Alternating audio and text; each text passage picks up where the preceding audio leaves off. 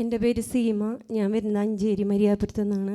ഞാൻ എൻ്റെ മോൾക്ക് വേണ്ടിയിട്ടാണ് സാക്ഷ്യം പറയുന്നത്.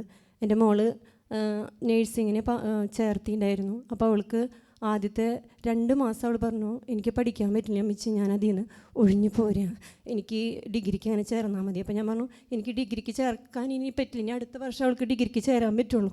അപ്പോൾ ഞാൻ അച്ഛനോട് പ്രാർത്ഥന സഹായം അപേക്ഷിച്ചിരുന്നു. അപ്പോൾ അവൾക്ക് ആദ്യത്തെ പരീക്ഷയിലൊക്കെ മാർക്ക് ഭയങ്കര കുറവായിരുന്നു, ജയിക്കുക പോലും ഇല്ലായിരുന്നു.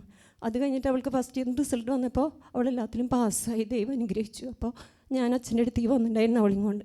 അപ്പോൾ അച്ഛൻ പറഞ്ഞു, ഫൈനൽ എക്സാം പാസ്സായിട്ട് സാക്ഷ്യം പറയാമെന്ന്. എൻ്റെ മോൾക്ക് ഫൈനൽ എക്സാം, ആദ്യത്തെ എക്സാം ഭയങ്കര ബുദ്ധിമുട്ടായിരുന്നു. അപ്പോൾ പറഞ്ഞു, എനിക്ക് ജയിക്കുമെന്ന് ഉറപ്പില്ല അമ്മച്ചി എന്ന് പറഞ്ഞു. ഞാൻ പറഞ്ഞു, നീ പ്രാർത്ഥിക്ക്. ഞാൻ അച്ഛനെ മെസ്സേജ് അയച്ചിട്ടുണ്ടായിരുന്നു അച്ഛൻ പ്രാർത്ഥിക്കാൻ വേണ്ടിയിട്ട്.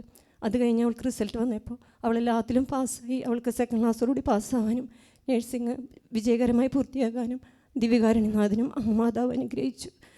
ഞങ്ങൾക്ക് വേണ്ടി പ്രാർത്ഥിച്ച കാനാട്ടച്ചനും ടീമംഗൾക്ക് പ്രത്യേക നന്ദി പറയുന്നു. യേശുവേ നന്ദി, യേശുവേ സ്തോത്രം.